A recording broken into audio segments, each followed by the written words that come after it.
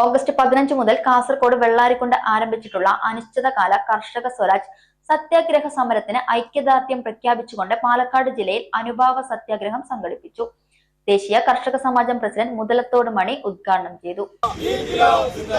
കർഷക സമരത്തിന് ഐക്യദാർഢ്യം, വെള്ളരിക്കുണ്ട് കർഷക സമരത്തിന് ഐക്യദാർഢ്യം, പാലക്കാട്ടിന് ഐക്യദാർഢ്യം, പാലക്കാട്ടിന് ഐക്യദാർഢ്യം.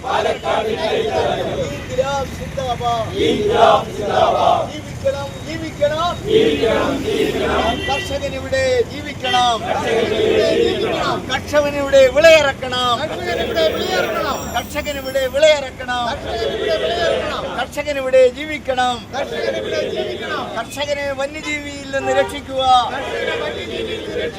കർഷകനെ വന്യജീവിയിൽ നിന്ന് രക്ഷിക്കുക,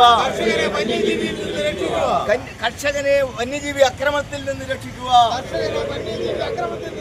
വനപാലകർ നോക്കുകുത്തിയാകരുത്, വനപാലകർ നോക്കുകുത്തിയാകരുത്, വനപാലകർ നോക്കുകുത്തിയാകരുത്. സർക്കാർ നീതി നടപ്പിലാക്കണം, മനുഷ്യന്റെ ജീവൻ ഉറപ്പാക്കണം, മനുഷ്യന്റെ ജീവൻ ഉറപ്പ് നൽകണം. സർക്കാർ നടപടിയെടുക്കണം, സർക്കാർ നടപടിയെടുക്കണം, സർക്കാർ നടപടിയെടുക്കണം.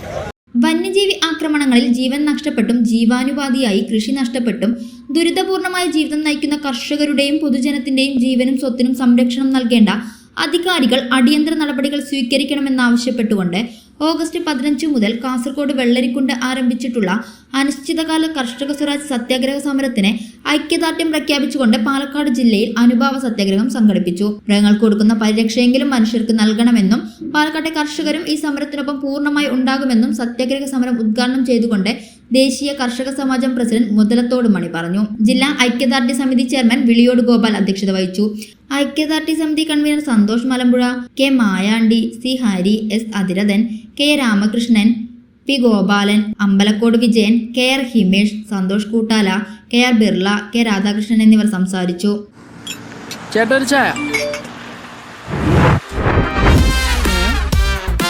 സൂപ്പർ ഫാസ്റ്റ് ആണല്ലോ. ഇതിന്റെ കേരള വിഷൻ വൈഫൈയാ?